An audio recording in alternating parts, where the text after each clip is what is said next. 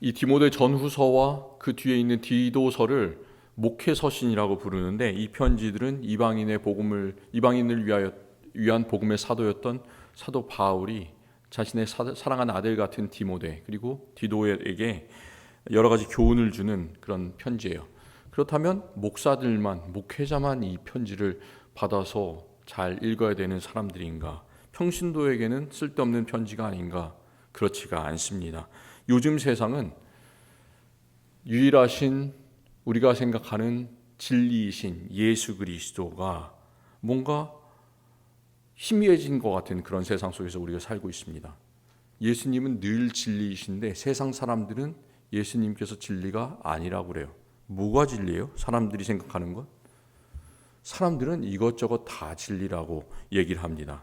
이런 시대, 우리가 살고 있는 시대의 사상을 한마디로 표현하면 포스트 모더니즘이라고 얘기를 하거든요. 좀 한자어로 한국말로 번역하기가 힘들어서 그것을 탈근대주의다 이렇게 얘기를 하는데요. 탈현대주의. 그게 뭐냐면 옛날에는 근대에는 1800년대 900년대에는 사람들이 항상 생각하는 진리라고 생각하는 중요한 것들이 한두 개가 있었어요. 근데 요즘에는 그것을 지나가 버린 시대가 됐습니다. 쉽게 말하면 이것도 맞고 저것도 맞고 내가 얘기하는 것도 맞고 다른 사람들이 얘기하는 것도 맞다. 목소리 큰 사람이 이기는 시대가 된 거예요.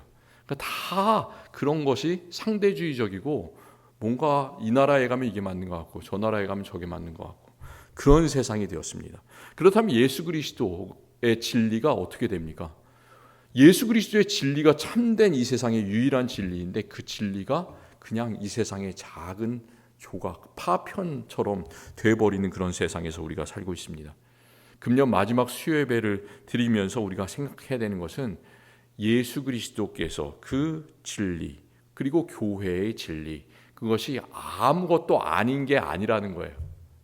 참 중요하고 가장 중요한 디모데전서 3장에서는 진리의 기둥과 터라는 그런 표현이 나오는데 바로 예수 그리스도께서 진리의 기둥과 터다.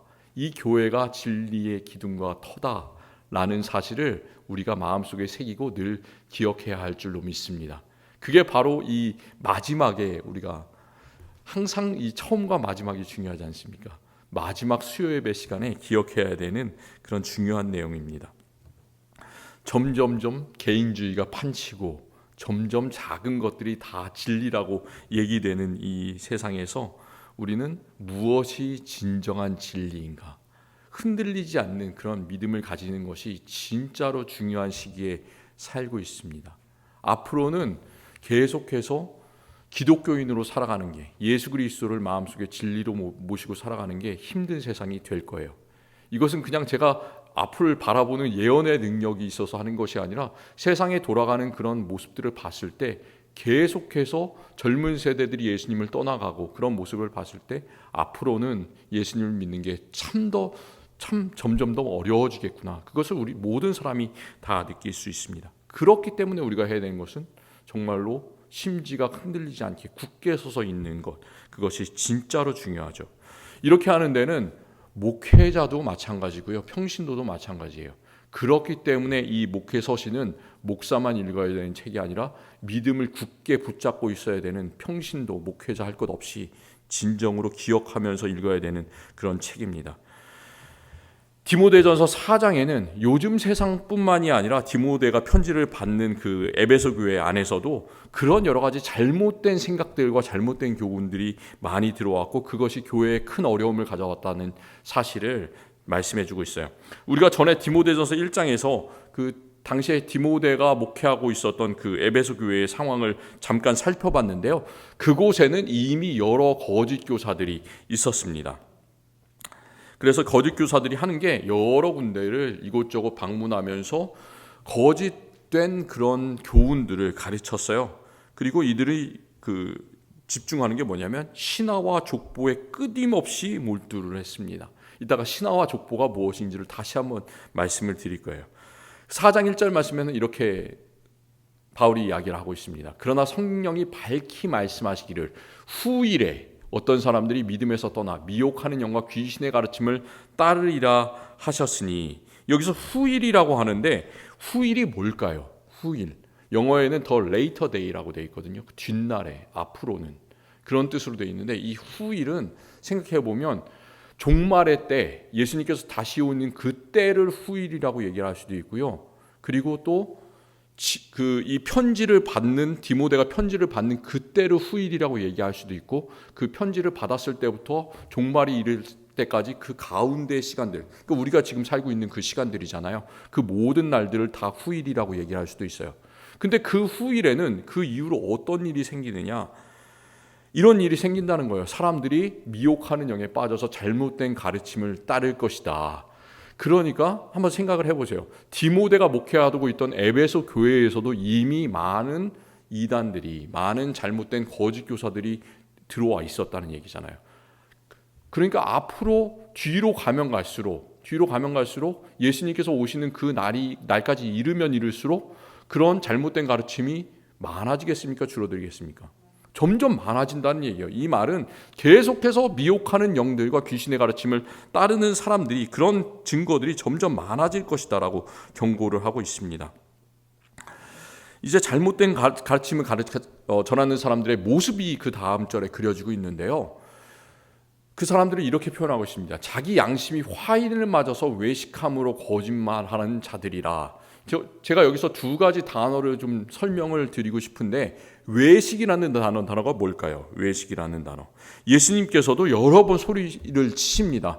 화 있을진저 외식하는 서기관들과 바리새인들이요, 이런 말을 한 다음에 그들이 잘못한 것을 아주 가감없이 비판을 하시는 그런 장면들을 복음서에서 여러 번 우리가 볼 수 있습니다. 왜 외식하는 서기관들과 바리새인들이라고 할까요? 외식이 뭘까요? 외식이라는 말을 원래 그 헬라어의 뜻은 뭐냐면, 우리가 지난 3년간 코로나 팬데믹을 겪었었잖아요. 그때 뭘 쓰고 살았습니까? 마스크를 항상 교회에서도 쓰고 밖에 나갈 때도, 공공장소 갈 때마다 마스크를 썼는데요. 마스크를 쓴다는 말이에요. 이 외식한다는 말은. 마스크를 쓰면 어떤 일이 일어납니까? 얘기를 해요. 그 사람하고 대화를 하는데 그 사람의 표정을 잘 읽을 수 있습니까? 그 사람이 어떤 사람인지 잘 알아볼 수가 있습니까? 그렇지가 않잖아요. 얼굴 표정을 가린다는 얘기예요. 그러니까 이 거짓 교사들은 자기가 무엇을 속에 생각하는지 그것을 표정을 가리고 겉으로만 번지르하게 좋은 말을 하는 겁니다. 그렇기 때문에 그게 거짓말인 거죠. 그게 바로 마스크를 쓴다, 표정을 보여주지 않는다, 그런 뜻이 있습니다. 그리고 그들은 양심의 화인을 맞았다고 하는데, 전에 이것을 한번 설명을 해드린 적이 있어요. 화인을 맞았다는 얘기는 다리미질을 한다라는 뜻이에요. 그러니까 화인을 맞았다는 얘기는 아주 뜨거운 쇠 다리미로 양심에다가 어떻게 다리미질을 했다는 얘기예요. 어떻게 됩니까? 그럼 양심이 불타겠죠. 아무 감각이 없어지겠죠. 이 피부가 다리미질하면 어떻게 되겠습니까? 화상을 입는 거잖아요. 화상을 입은 그 살은 감각이 없습니다. 그러니까 이 그 거짓 교사들은 양심의 화인을 맞아서 불로 지진 것처럼 선악을 판단하는 기준이 다 흐려졌고, 이 사람이 잘된 것인지 잘못된 것인지, 지금 같이 공감을 해야 되는지 그렇지 않은지를 전혀 알지 못하는 그런 상태가 된 사람들을 거짓 교사들이라고 이야기를 하고 있습니다. 이들이 어떤 내용을 전하는지를 그 다음 절 3절에서 말하고 있는데, 혼인을 금하고 어떤 음식물을 먹지 말라. 두 가지 중요하게 거짓 교사들이 가르치는 잘못된 내용이 나오고 있어요. 이 두 가지 잘못된 가르침을 좀 더 폭넓게 생각해 보면, 이 거짓 교사들이 원하는 게 뭐냐면, 그들은 성경에서 말씀하지 않는 특이한 것들을 지키라고 하는 거예요. 특이한 것들을 막 금지시킴으로써 그런 잘못된 가르침을 듣는 사람들을 자기의 생각에 얽매이게 하는 거예요. 그것에만 집중하게 만들고 예수 그리스도의 진리에서 멀어지게 하는 것, 그게 바로 거짓 교사들이 하는 일입니다. 성경에 결혼을 금지하는 조항이 있을까요? 없을까요? 결혼을 금지하는 조항 한번 생각해 보세요. 창세기부터 요한계시록까지 결혼을 금지하는 조항이 있는가? 바울이 비슷한 말을 한 적이 사실 있거든요. 바울이 고린도전서 7장 7절에서 이런 말을 하고 있습니다. 나는 모든 사람이 나와 같기를 원하지 아니하노라. 그런 말을 하는데, 이게 무슨 얘기냐면, 바울은 결혼을 했습니까? 안 했습니까? 바울은 독신으로 살았잖아요. 평생을 독신으로 살았기 때문에 나와 모든 사람이 같기를 원하노라. 그래서 그것은 예수 그리스도에 대한 경건 생활을 하기 위해서 독신 생활을 하는 게 좋겠다라는 그 정도의 얘기예요. 고린도전서 7장 7절 그 뒷부분에는 뭐라고 얘기하냐면 바로 뒤에 그러나 각각 하나님께 받은 자기의 은사가 있으니 이 사람은 이러하고 저 사람은 저러하니라 이렇게 말씀하고 있습니다. 그러니까 독신으로 살아가는 건 뭐냐면 자기의 은사라는 거예요. 하나님께 자기가 노력해서 이렇게 해야 된다 명령이 아니라 하나님께 받은 은사이기 때문에 어떤 사람은 독신으로 살 수도 있지만 어떤 사람은 독신으로 살지 않고 아내를 가지고 남편을 가지고 함께 사는 것이 훨씬 더 바람직하다라는 그런 말씀을 하고 있는 거예요. 그러니까 이 사도 바울이 했던 고린도전서의 말씀은 전혀 강요하는 그런 내용이 아닙니다. 결혼을 금지하는 조항이 아닌 거예요. 성경 어디에도 결혼을 금지하는 조항이 없습니다. 또 바울은 음식에 대해서도 그런 말씀을 하는데 고린도전서에서 그것이 만약에 이제 불신자들하고 음식을 같이 먹게 되는 상황이 있을 때 불신자가 내놓은 음식이 우상에게 그 당시에는 모든 사람들이 그 우상을 섬기는 사람들이 많았었잖아요. 우상의 신전에 바쳐졌다가 다시 가지고 온 음식인지 아닌지를 알지 못하는 거예요. 그런데도 불구하고 그것을 이게 우상에게 바쳐졌습니까? 이렇게 물어보라는 건가요? 물어보지 말라는 건가요? 물어보지 말라는 거예요. 그 사람의 그런 것들을 물어봄으로써 그 마음속에 상처를 주지 말라는 거예요. 그게 그냥 자기 앞에 내놓은 음식이면 마음속에 양심의 그런 자유와 확신을 가지고 그것을 그냥 먹어라. 묻지 말고 감사함으로 먹어라. 이렇게 고린도전서에서 말씀하고 있습니다. 그리고 우리가 읽은 데서도 음식물은 하나님이 지으신 바니 믿는 자들과 진리를 아는 자들이 감사함으로 받을 것이니라. 그렇게 말씀하고 있어요. 3절 뒷부분 4절까지 그렇게 말씀하고 있습니다. 그러니까 하나님께서 지으신 것이 다 선하니까 감사함으로 받으면 다 좋다라는 거죠. 처음에 이방으로 이제 복음이 전해질 때 어떤 사건이 있었냐면 그 당시에 백부장 고넬료라는 사람이 있었는데 고넬료의 집에 이렇게 베드로가 전도를 하러 가게 된 그런 사건이 처음에 나옵니다. 이 고넬료는 이방 사람이잖아요. 유대교의 그런 율법들을 전혀 모르는 사람이잖아요. 근데 하나님께서 그 보자기에 담긴 모든 종류의 네 발 달린 더러운 짐승이라고 생각하는 것들을 다 내려 보내주시면서 그것을 3번이나 환상을 보여주셨습니다. 그러면서 베드로가 이렇게 마음에 감동을 받아서 그 고넬료의 집에서 가서 복음을 전하게 되는 그런 일이 생겼는데요. 그런 거예요. 하나님께서 금지한 음식은 아무것도 없는 거예요. 그렇다면 바른 교훈과 잘못된 교훈의 차이가 뭘까요? 우리가 이걸 잘 생각해야 되는데요. 요즘에도 바른 교훈이 있고 잘못된 교훈이 있습니다. 이것은 세상에 요즘에 참 많이 횡행하는 이단을 판단하는 데도 중요한 기준입니다. 우리가 잘 하나님의 진리가 뭔지를 정확하게 모르면 이단에 쉽게 빠져들 수 있고 쉽게 빠져드는 사람들이 참 많이 있습니다. 근데 아주 간단하게 생각했으면 좋겠어요. 바른 교훈은 기본적인 진리를 강조를 합니다. 기본적인 진리가 뭐냐면 오늘 우리가 읽은 3절과 4절에서 말씀하는 하나님의 창조는 선하다라는 거예요. 하나님께서는 세상을 선하게 창조하셨고 우리의 마음속에 하나님의 형상을 주셨다. 그렇기 때문에 우리가 하나님께 해야 되는 것은 그런 것들을 가리지 말고 감사함으로 하나님께서 주신 것을 받아야 되는 거예요. 그렇기 때문에 건전한 교훈입니다. 그런데 그에 비해서 잘못된 교훈은 뭐냐면 성경을 자기 마음대로 해석하고 잘못된 규정들을 성경에 나오지 않는 그런 얘기들을 막 옳다고 주장하는 거예요. 거의 모든 이단들이 성경에서 전혀 얘기하지 않는 것을 자신들의 특별한 교리로 가져와서 그것을 지키라고 강조를 합니다. 그렇기 때문에 그것이 잘못된 교훈이라는 거예요. 이 당시에도 그랬고 지금 우리가 살고 있는 세상에서도 똑같은 그런 기준들을 우리가 적용해 볼 수가 있습니다. 그렇다면 이 세상에 참 많은 잘못된 교훈들이 옛날에도 있었고 지금도 있었는데 우리가 어떻게 그것들을 다 물리치고 예수 그리스도의 진리에 굳게 설 수 있을까? 그 다음부터 6절부터 계속해서 사도 바울이 디모데에게 그것을 가르치고 있습니다. 그것은 목회자에게도 해당되고요, 평신도에게도 해당되는 그런 말씀이에요. 그 방법을 우리는 배우고 실천해야 돼요. 제가 지금 뭐라고 그랬냐면 배우고 실천해야 된다라고 얘기를 했는데, 배우고 실천하는 이 두 가지가 참 중요합니다. 우리가 진짜 진리에 굳게 서 있으려면 첫 번째는 뭘 해야 된다고요? 배워야 돼요. 두 번째는 실천을 해야 됩니다. 이 두 가지가 참 중요합니다. 다른 말로 하면 6절 말씀에서 너는 예수 그리스도의 좋은 일꾼이 되어라고 하는데, 예수 그리스도의 좋은 일꾼이 되는 방법은, 그렇게 하려면 첫 번째는 배워야 되고요, 두 번째는 실천해야 돼요. 항상 똑같습니다. 첫 번째 것을 제가 좀 말씀을 드릴게요. 어떻게 하면 우리가 잘 배울 수 있을까? 13절 말씀에는 말씀을 잘 배우는 방법이 나와요. 내가 이를 때까지 읽는 것과 권하는 것과 가르치는 것에 전념하라. 사도 바울 자신이 에베소 교회를 다시 방문하고 싶은데, 자신이 그곳에 갈 때까지 세 가지, 읽는 것, 권하는 것, 가르치는 것에 전념하라. 그것에 몰두하라라는 얘기예요.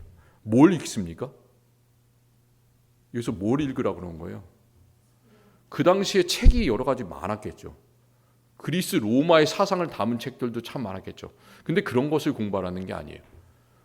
읽는 것, 성경 하나님의 말씀을 읽는 것을 강조했습니다. 근데 여기서 혼자 읽는 게 얘기를 하는 게 아니에요. 우리가 물론 집에서 혼자 성경을 읽을 수도 있습니다. 그런데 여기서 말씀하는 것은 뭐냐면, 바울이 말하는 것은 공공의 예배 장소에서, 우리 교회에서 같이 이 퍼블릭이 함께 모여서, 모든 그 듣는 사람들이 함께 모여서 그것을 같이 읽고 들으라는 얘기예요. 성경을 읽는 게 읽는 것만으로 중요합니다. 아무 설명을 하지 않아도 읽을 때 그냥 우리가 깨달아지는 그런 말씀이 읽는 거예요. 그래서 첫 번째 배우는 방법은 성경을 읽는 것. 권하는 것은 뭘까요? 우리가 보통 전도를 이렇게 생각할 텐데요, 우리 권하는 것을 여기서는 어떤 거냐면 프리칭입니다. 설교예요. 설교. 권하는 것에 전념해라. 설교에 전념하고 설교를 듣는 것에 전념해라. 가르치는 것은 우리가 성경 공부를 할 때 그 가르치고 배우는 것, 그것을 말합니다. 우리가 참 여러 가지 배우는 방법에 있어서, 그리고 성경을 공부하는 것에 있어서 다른 특별한 프로그램 같은 것을 아주 중요하게 생각하는 사람이 있어요. 근데 프로그램이 중요한 게 아니에요. 정말로 옛날이나 지금이나 항상 똑같은 성경을 배우는 방법은 아주 간단해요. 성경을 읽는 것, 설교를 듣고 전하는 것, 그리고 성경을 공부하는 것, 이것뿐이 없습니다. 그 방법이 어떻게 됐는지는 얘기하지 않아요. 참 간단하게 주고받아야 돼요. 그 가운데 성령께서 우리가 역사하시는 것을 우리가 경험해야 됩니다. 그렇기 때문에 이 가르치는 것, 그리고 기본적인 것이 중요하다는 거예요. 예배 시간에 나와서 말씀을 듣는 것, 말씀을 읽는 것, 이거부터가 우리의 삶의 기본이 되어야 하나님의 말씀을 잘 배울 수가 있다는 거예요. 나만 그렇게 생각하지 말고 우리 옆에 있는 사람들도 그래서 그것을 알려주시기 바랍니다. 왜 항상 이 목사가 이 주일 예배뿐만이 아니라 수요 예배라든지 공적인 예배를 강조하냐면, 이런 기본적인 방법들이 가장 우리가 하나님의 말씀을 배울 수 있는 중요한 방법이기 때문에 그렇습니다. 그 다음으로 중요한 것이 뭐냐면, 이제 배우는 것을 그렇게 기본적인 방법으로 배울 수 있다면 그 다음으로 해야 되는 것은 실천이라고 그랬습니다. 우리가 실천을 어떻게 할 수 있을까? 7절에서 이런 방법이 나옵니다. 망령되고 허탄한 신화를 버리고 경건에 이르도록 내 자신을 연단하라. 다른 말로는 경건 훈련이 바로 이 실천의 방법입니다. 그 당시에 잘못된 거짓 교훈을 전하는 사람들이 계속 이야기했던 것이 뭐냐면, 이 사람들은 망령되고 허탄한 신화를 강조했습니다. 우리가 신화라고 하니까 옛날 이 당시에 그리스의 로마의 신화들이 많이 있었잖아요. 우리 여러 가지 그 신화의 얘기를 옛날부터 들은 적이 있어요. 이런 신도 있었고 저런 신도 있었고, 이 신들이 사람처럼 서로 사랑도 하고 뭐 서로 질투도 하고 다툼도 하고, 그런 이야기들을 우리가 좀 기억하지 않습니까? 근데 그런 것만 신화가 아니에요.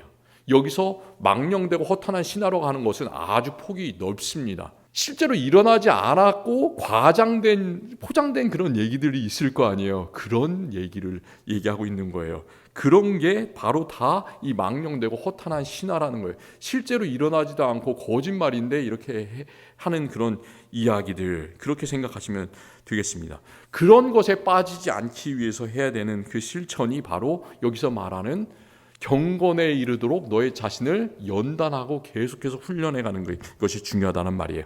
여기서 말하는 경건이 뭘까요? 경건. 우리가 경건하게 살아야 된다라는 말을 참 기독교인으로서 많이 하는데, 경건의 원래 뜻은 뭐냐면 하나님의 영광을 나타내는 사람의 내적인 반응을 경건이라고 합니다. 하나님께서 이 자리에 오세요. 우리가 예배하는 장소마다 성령께서 오시는데 하나님께서 나타나신 것을 우리가 경험할 수가 있습니까? 없습니까? 어떤 사람은 아주 작은 것에도 와, 하나님께서 이것을 도와주셨구나, 나의 삶을 이렇게 만져주셨구나, 이런 것을 경험하고 느끼는 사람이 있는 반면에, 어떤 사람은 하나님께서 크게 치시고 하나님께서 진짜 보여주시게 역사를 하시는데도 이게 그냥 우연으로 된 거라고, 운이라고 이렇게 얘기하는 사람들이 있어요. 그렇지 않습니까? 경건이라고 하는 얘기는 뭐냐면 하나님께서 나타나실 때 이게 바로 하나님께서 나타나시는구나라는 것을 바로 알고 사람이 반응을 하는 거예요. 그게 경건을 하는 거예요. 그래서 그 아주 민감하게 사람의 내적인 것을 만들어 놓는 것, 하나님의 임재에 대해서 그것을 감사합니다, 찬양합니다라고 말할 수 있는 그런 상태로 만드는 것, 그것을 경건이라고 합니다. 여기서 그래서 그 구체적인 경건의 모습을 12절에서는 말과 행실과 사랑과 믿음과 정절에 있어서 믿는 자에게 본이 되어라고 얘기를 하고 있어요. 5가지를 얘기하고 있는데, 우리가 말을 함에 있어서도, 우리 행동을 하는 데 있어서 우리 사랑을 드러내고 안에 믿음을 가지는 것, 그리고 절제하고 그 정절한 데 있어서 그 모든 것에 있어서 하나님께서 나의 삶에서 역사하고 계신다라는 것을 드러내는 것, 그럴 때 믿는 사람들, 다른 사람들의 본이 된다는 얘기죠. 그게 바로 경건의 훈련의 이 5가지 그 항목들을 이야기를 하고 있습니다. 경건한 사람이 되셨으면 좋겠어요. 하나님께서 이렇게 나타나실 때 이게 뭘까 이렇게 하지 마시고, 참 하나님께서 이 작은 걸로도 이렇게 나를 도와주시는구나, 오늘 이렇게 교회에 오다가도 이런 일이 있었는데 나를 이런 식으로 도와주시는구나, 집에 가면은 남편들하고 아내들하고 이런 말을 했는데 이 가운데서도 하나님께서 이렇게 나타나 주시는구나, 나를 보고 계시는구나, 이런 것들을 아주 민감하게 느끼시고 하나님께 감사하셨으면 좋겠어요. 그렇게 되는 것이 바로 경건의 훈련이고, 그런 것들을 나타내는 것이 바로 경건한 사람입니다. 12절 말씀, 12절에서 누구든지 내 연소함을 업신여기지 못하게 하고라고 바울이 디모데에게 말을 하고 있는데요. 바울이 디모데가 이 당시에 몇 살이 됐을까요? 여기서 연소하다, 나이가 어리다라고 얘기를 했거든요. 몇 살이 됐을까요? 디모데가 이제 목사인데요. 이 연소하다라는 단어를 주로 10대나 20대한테 많이 썼다고 그래요.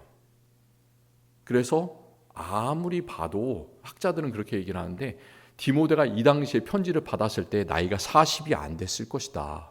그런데 목회를 하고 있었을 것이다 라고 얘기를 하고 있습니다.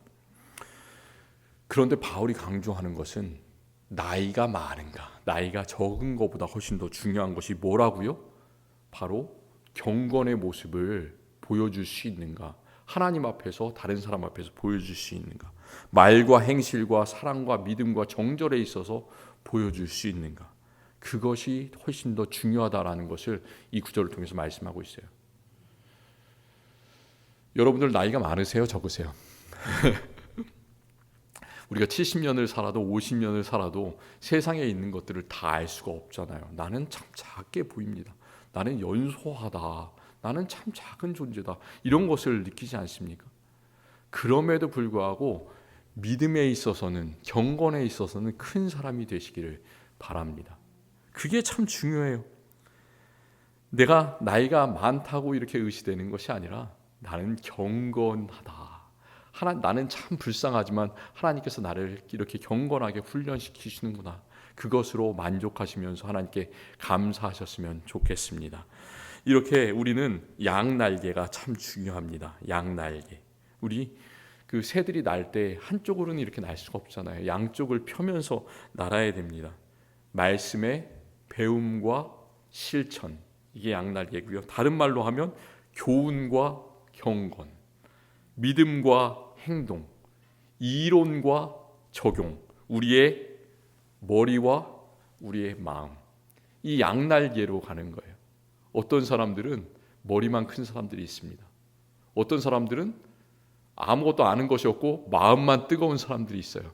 그렇지만 우리는 그게 아니라 우리의 마음도 뜨겁고 머리는 차갑고 그러면서 배우고 실천하고, 그것이 바로 하나님께서 우리의 삶에 원하시는 경건의 모습입니다. 이런 일을 할 때, 우리가 경건하게 전심전력할 때 어떤 일이 생기느냐, 그것을 오늘 맨 마지막 절에서 이야기를 하고 있는데, 그때 내 자신과 내게 듣는 자를 구원하리라 라고 하고 있습니다. 오늘 말씀의 제목이 뭐였냐면, 말씀의 제목이 내 자신과 가르침을 살펴라. 여기는 내 자신이라고 하면 경건, 하나는 경건이고요, 하나는 가르침, 배움, 이 두 양날개를 늘 가지고 있어라 라는 그런 말입니다. 어제 제가 뉴스를 보다가 참 안타까운 뉴스를 봤어요. 한국에 유명한 배우가 한 명 있었는데, 그 배우가 경찰에서 수사를 받던 중에 스스로 목숨을 끊어가지고 세상을 떠났다는 그런 안타까운 뉴스를 봤습니다. 제가 그 사람이 주연으로 나온 그 드라마를 참 한 편을 아주 감동 깊게 본 일이 있어요. 제가 몇 편 드라마를 안 봤는데 그 중에 어떻게 이렇게 드라마를 만들었을까? 어떻게 이렇게 이 사람이 그 역을 정말 감동적으로 잘 해낼까? 그래서 참 감동을 받아가지고 충격이 됐습니다. 그 삶을 보면서 그런 생각이 들었어요. 자신이 제대로 살지 못한다면 아무리 자기가 나온 영화를 보면서 다른 사람들을 감동시킨다고 해서 무슨 소용이 있겠습니까? 그렇기 때문에 오늘 이 말씀의 마지막 절에서는 너 자신과 내게 듣는 자를 구원하라. 우리 다른 사람에게만 잘하는 것도 중요한 것이 아니라 내 자신에게도 잘해야 돼요. 내 자신이 믿음에 굳게 서서 그것을 보고 다른 사람들이 감동을 받고 하나님께 돌아올 수 있어야 될 줄로 믿습니다. 항상 이 두 날개로 평생 하나님께 날아가시는 우리 성도님들 되시기를 바랍니다. 기도하겠습니다. 하나님 감사합니다. 하나님께서는 우리에게 머리도 주시고 마음도 주셨습니다. 우리가 배울 수 있게 하시고 또 하나님 앞에서 민감하게 반응하고 감사할 수 있는 경건의 마음도 우리에게 허락해 주셨습니다. 하나님, 우리 균형 잡힌 믿음을 가지게 하여 주시옵소서. 경건하게 살아갈 수 있게 하여 주시옵소서. 나만 구원하는 것이 아니라 나를 보는 많은 사람들 함께 구원할 수 있는 우리들 되게 하여 주시옵소서. 믿는 자들의 본이 되게 하여 주시옵소서. 우리의 삶을 온전히 주님께 맡겨드리며 예수 그리스도의 이름으로 간절히 기도합니다. 아멘.